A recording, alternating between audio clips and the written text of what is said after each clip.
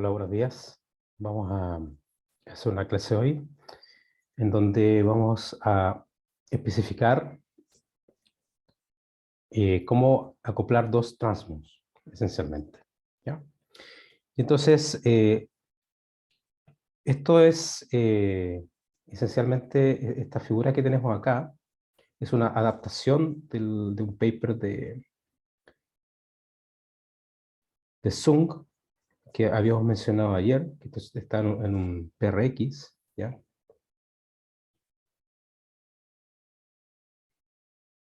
Esto es un PRX 11 021 058 2021. Como les digo, esto es una adaptación del, del- del- del circuito que aparece aquí, ¿ya? Y la idea es la siguiente, o sea, tenemos acá dos transmons, qubit 1, qubit 2, y entonces la idea es que podamos calcular el hamiltoniano, la región del hamiltoniano de este circuito, ¿ya? Entonces, como vemos acá, podemos definir un nodo activo aquí, que es Φ1, un flujo Φ1, un flujo Φ2. Entonces tenemos un condensado de acoplos, es un 1, 2, y cada una de eh, cada uno de los qubits está conformado por bueno, es un transmon. Entonces aquí vamos a suponer que este condensador grande ya es C1, C2 para cada uno de estos transmons, y entonces naturalmente que tenemos que pensar que este sistema, cada transmon, además, adicionalmente, hay una capacidad de Josephson acá, C sub 1, C sub J1 y C sub J2. ¿Ya? Si se fijan bien, el qubit 2 tiene un squid ahí, pero vamos a simplificar un poco el asunto. Vamos a suponer que como si hubiera no hubiese un squid, una sola unión de Josephson. ¿Ya? Esto se puede adaptar naturalmente al caso más general como está acá, pero para efectos, digamos, de lo que quiero mostrar hoy, es suficiente pensar que hay una sola unión de Josephson. Entonces, la idea de esto es, por ejemplo, vamos a escoger las direcciones, por ejemplo, hacia donde crece el potencial, por ejemplo, en esta dirección, y hacia acá en el condensador C sub 1 y hacia arriba en el condensador C sub 2, y mi spanning tree sería algo así, ¿no? Por ejemplo, eh, hasta aquí. Esta sería una opción, o bien, también lo que podemos hacer es poner un spanning tree así, por ejemplo, hasta aquí y hasta acá. ¿Ya? Y el condensador de acoplo C12 es una rama, digamos, que cierra el loop. Ya tengo un loop completo acá. O sea, si hiciera esto, aquí estaría cerrando el loop. Yo no quiero hacer eso, entonces dejamos el loop abierto. Y entonces vamos a calcular el lagrangiano.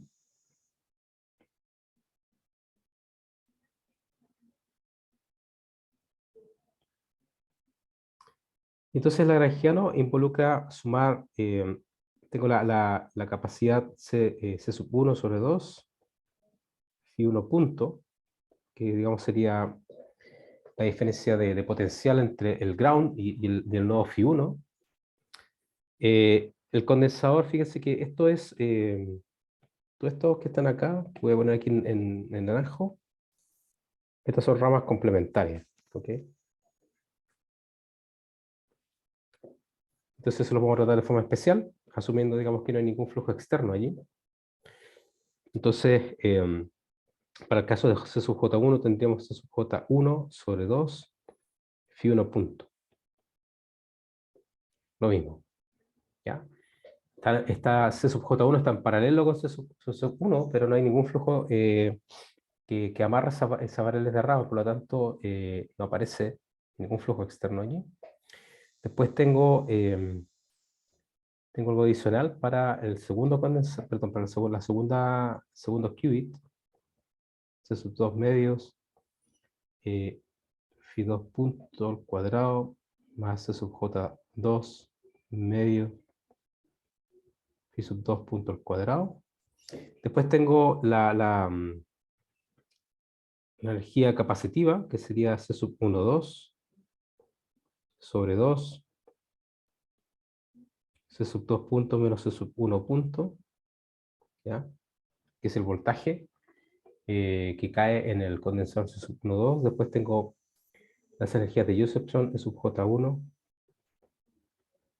coseno de phi 1 sobre el cuarto flujo reducido, más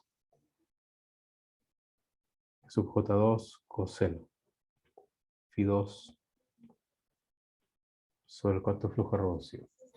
Aquí acuérdense que estos signos positivos que aparecen acá es porque la energía de Josephson tiene un signo negativo, ¿ya? Entonces la energía no es la energía cinética menos la energía potencial. ¿Okay? Entonces esto nos permite simplificar un poco el tema, porque fíjense que puedo juntar varias variables. Tengo C sub 1 más C sub J1 más C sub 1, 2. Todo esto está aquí un factor de un medio, phi 1 punto al cuadrado, ¿ya? Este término viene de la interacción, de acá. Aquí más voy a sacar un phi 1 punto al cuadrado. Después tengo un medio C sub 2 más C sub J2 más C sub 1, 2, phi 2 punto al cuadrado. Después tengo un término de interacción, C1, 2, phi 1 punto, phi 2 punto, más las energías de Josephson.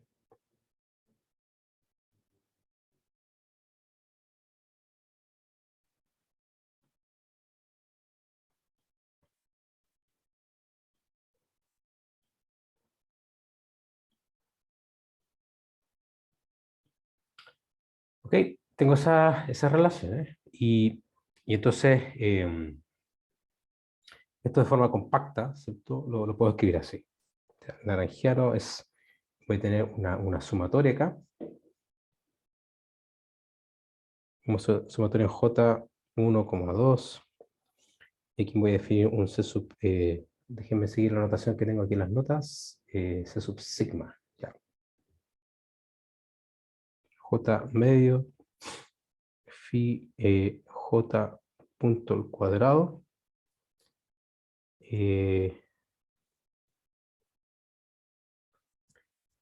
más E sub J, J minúscula, coseno, phi sub J sobre en cuanto a flujo reducido, y después tengo un término de interacción.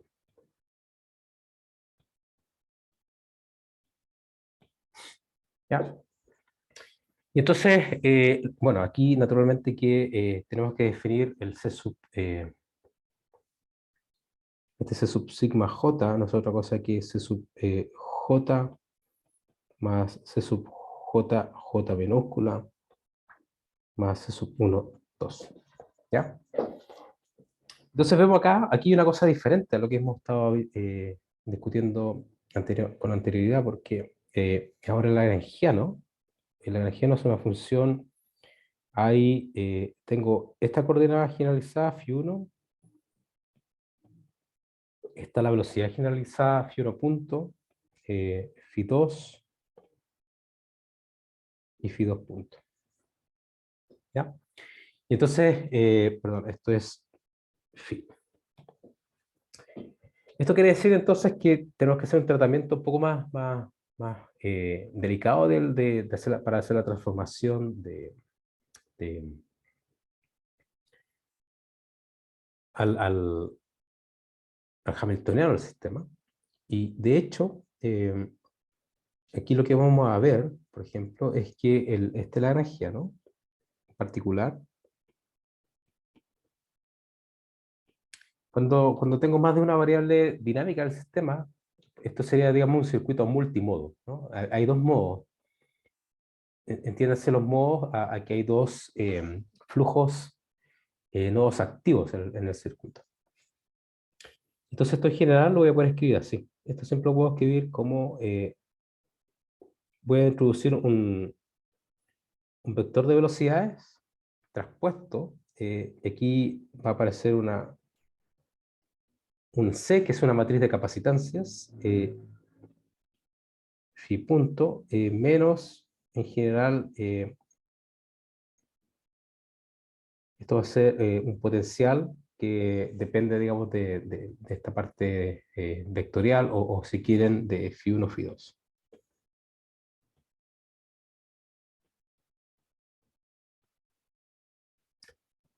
Esta matriz se conoce como la matriz de capacitancias.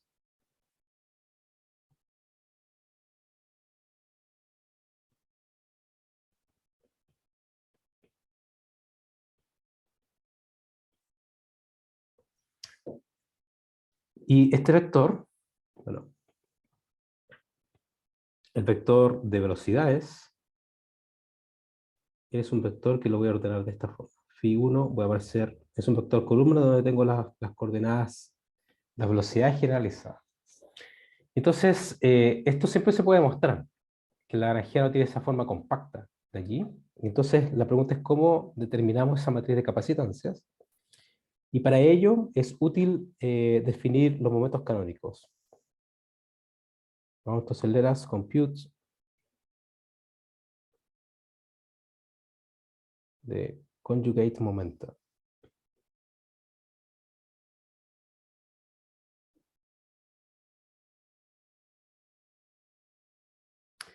Entonces, claro, yo tengo dos variables, phi 1 y phi 2, ¿cierto? Y entonces, a cada una de esas variables voy a poder asociar un momento canónico conjugado. Por ejemplo, voy a introducir el momento canónico conjugado Q1, que por definición esta es la derivada parcial del lagrangiano respecto de la velocidad generalizada. ¿Ya? Y entonces, si yo tomo esta derivada, me va a dar C sub sigma 1, phi 1 punto, menos C12 phi 2 punto. ¿Ok? Voy a tener esa relación. Y por otro lado, Q2 es la derivada parcial del lagrangiano respecto de phi 2 punto. Y esto es C sub sigma 2 phi 2 punto menos C12 phi 1 punto. ¿Ok? Entonces tengo eh, dos ecuaciones que me relacionan los momentos canónicos con las velocidades generalizadas de acá. Entonces yo puedo arreglar esta ecuación de la siguiente forma. Fíjense, voy a definirme un vector de momentos.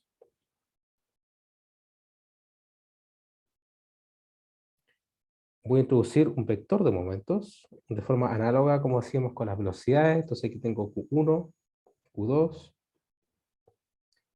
Y entonces resulta que yo puedo escribir lo siguiente. Estas dos ecuaciones que tengo acá arriba las puedo escribir de una forma, representar una forma como una matriz. Fíjense, Q1, Q2, esto va a ser. Esto tengo que tener una matriz y esto lo voy a multiplicar por el vector de velocidades.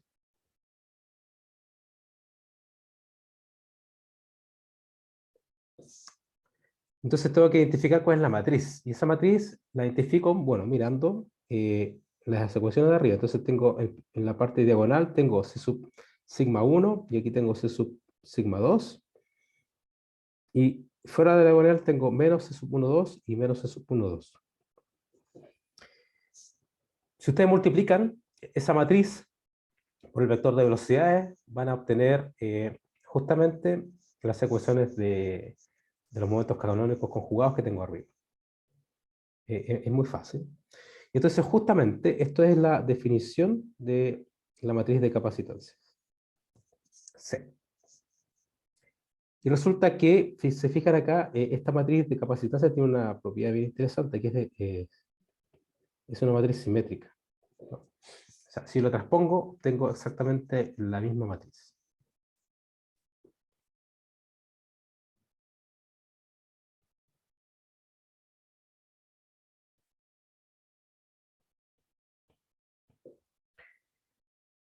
Esto es una matriz simétrica. Y entonces, lo interesante de esto es que ahora, therefore, yo tengo esta relación. O sea, el vector de momentos lo puedo escribir como la matriz de capacidades por el vector de velocidades. Esta es la relación que tengo. Y esto es súper útil porque en esta representación matricial, ¿ya? Esto es válido para un sistema multimodo, ¿ya? Esta discusión que voy a hacer hoy me vale para cualquier circuito multimodo, ¿ya? Y entonces, en este caso, por ejemplo, el hamiltoniano del sistema se puede escribir, acordémonos que cuando yo tengo más de una variable dinámica del sistema, esto es una sumatoria en J de los Q sub J por Pi sub J punto, ¿ya? Menos el laranjiano. Esta es la forma usual de escribir esto. Y entonces, pero esto es un producto, por ejemplo, estos QJ, phi J punto, yo lo puedo escribir así. Esto es equivalente a tener un Q traspuesto, producto punto con el vector de velocidades.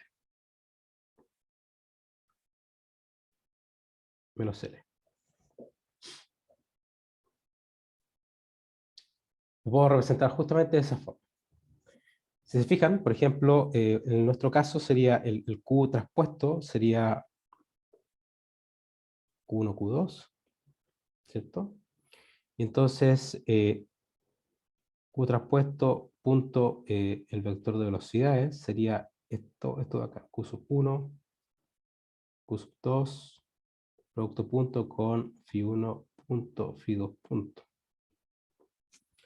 Y esto es entonces una multiplicación de vectores. Q1, phi 1 punto, más Q2, phi 2 punto.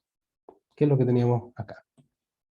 Entonces, el lagrangiano, el hamiltoniano yo lo puedo expresar de esa forma en términos de el producto punto del vector de momentos canónicos conjugados traspuesto por el vector de velocidades. Ojo acá, me falta aquí vector de velocidades. ¿Ok? Y entonces, pero, fíjense,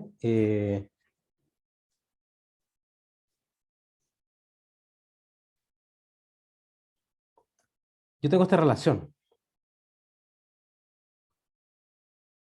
O sea, que el momento canónico, el vector de momentos, lo relaciono con el vector de velocidad a través de la matriz de capacitancias.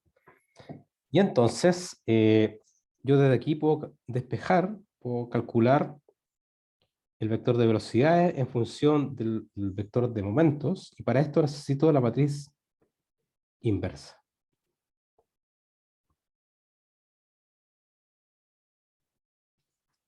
O sea, invierto la matriz. Naturalmente que esa matriz tiene que ser invertible para poder realizar esta operación, ¿ya? Pero si yo invierto esa relación, entonces puedo escribir el vector de velocidades en función del vector de momentos, pero involucra a la matriz de capacitancias inversas. Entonces, vamos a ver qué es lo que resulta del hamiltoniano. El hamiltoniano, yo sé que esto es Q traspuesto, producto punto con phi, el vector de velocidades, pero esto es la matriz de capacitancia inversa por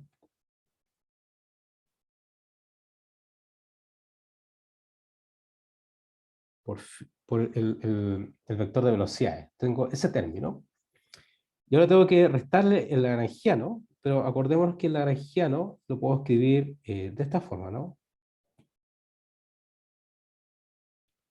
Y entonces tengo que reemplazar allí el vector de velocidades traspuesto por la matriz de capacidad por el vector de velocidades. Entonces, el vector de velocidades traspuesto desde aquí, ¿ya?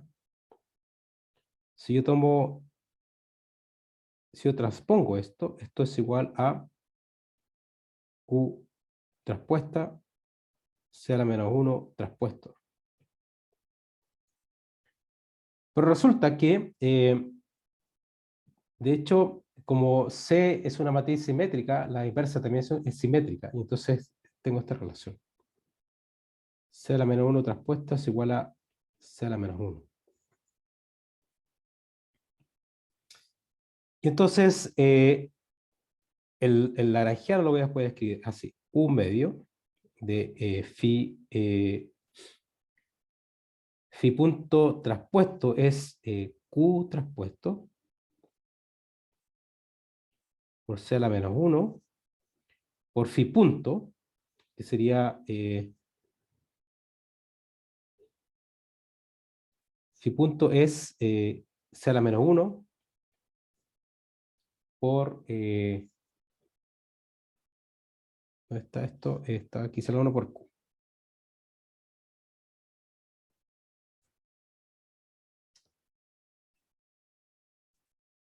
Ok, entonces, a ver,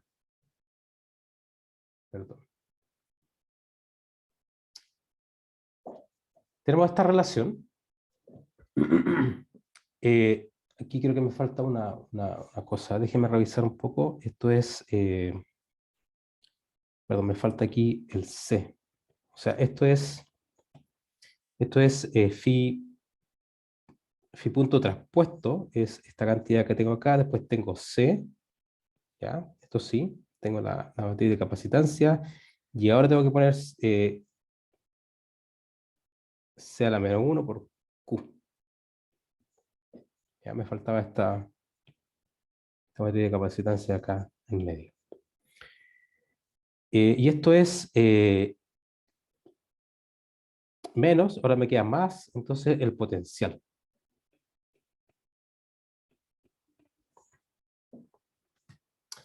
Ahora bien, el C por C a la menos 1, esto es una identidad. Esto es una matriz de identidad. Y entonces el hamiltoniano me queda, lo puedo escribir así, un medio de Q traspuesto, la matriz de capacitancia C a la menos 1 por el vector de momentos canónicos conjugados más el potencial. Entonces, logramos identificar esta relación aquí. Como les digo, esto es válido para cualquier sistema multimodo. Y entonces, en este caso, resulta que si ustedes, lo que tendríamos que hacer ahora es, bueno, es bastante sencillo. Ustedes tomen la matriz de capacitancias que tienen ahí en matemática o manualmente, la invierten y construyen el hamiltoniano de esta forma. Y entonces, en este caso, resulta que ustedes van a poder demostrar lo siguiente.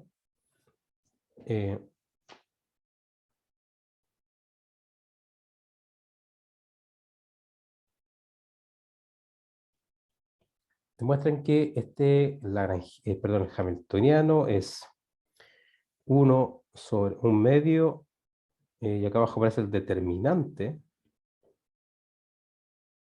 de la matriz de capacitancias, y acá arriba va a aparecer C sub sigma 2, Q1 al cuadrado, más C sub sigma 1, Q2 al cuadrado,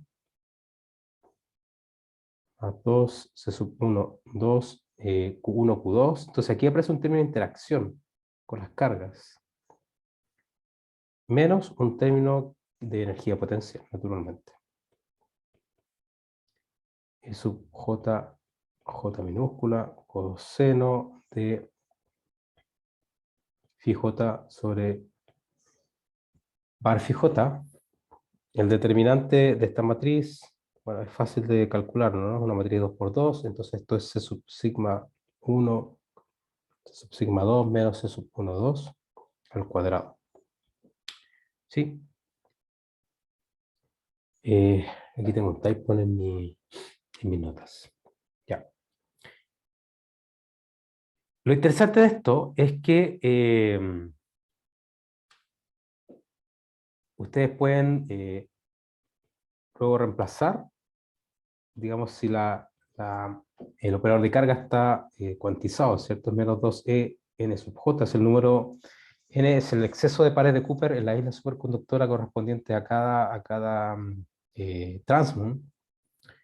Y entonces, este hamiltoniano se puede reexpresar de esta forma. Esto es 4, e sub c 1, n1 al cuadrado más 4, e sub c 2, n2 al cuadrado. Y aquí un término de interacción, se puede definir una energía de interacción, N1, N2. Entonces se fijan que hay un acoplo con los operadores de número, porque esto es un acoplo capacitivo entre los transmons.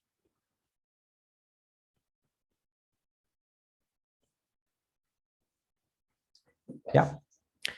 En particular, bueno, aquí se puede determinar cada una de estas energías, y por ejemplo la E sub C J, esto es, se puede definir así, C sub sigma, perdón, ojo aquí, C sub sigma, C sub C, E sub C1 es C sub sigma 2, E al cuadrado, partido por 2 veces el determinante de C. E sub C2 es C sub sigma 1, E al cuadrado, 2 veces el determinante de la matriz de capacitancias, y esta energía de interacción se puede escribir como 4, C sub 1, 2, E al cuadrado dividido por el determinante de C. Lo más interesante de todo es que en el régimen del transmon, o sea, si tenemos estas relaciones, ¿ya? Perdón, esto es energía de carga. Energía de carga, C sub J. Acordemos que este es el régimen del transmon, y aquí podemos introducir nuestros hamiltonianos efectivos para cada transmon, como estos osciladores anarmónicos que discutíamos ayer. Entonces, aquí resulta que este hamiltoniano tiene justamente esta forma. Esto es H barra, J12. Aquí aparecen los términos lineales de las frecuencias de plasma que discutíamos el otro día, ayer. A sub J, taga a sub J, el término anarmónico, a sub J daga, sub J daga, a sub J, a sub J. Esa es la parte local, pero entonces aquí aparece un término de interacción, que en buenas cuentas se puede escribir así.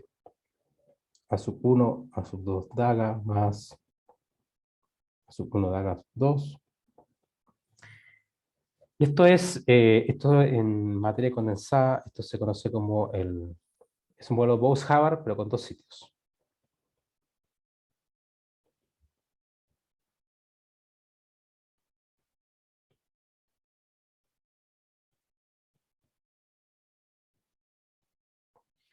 Eso lo interesante es que los transmons simulan naturalmente un modelo de materia condensada, que es el modelo Bose-Hubbard. El modelo Bose-Hubbard, entonces, son bueno, en general son n osciladores anarmónicos, donde hay un hopping entre ellos. El hopping está dado por este término de interacción que intercambia excitaciones, y resulta que, bueno, que este sistema tiene, en general, aquí hay simetría 1, U1 symmetry. Y esta simetría involucra la conservación del número total de excitaciones.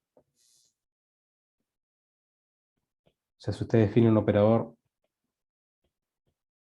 así, entonces la suma total el número total de excitaciones o partículas en este modelo, entonces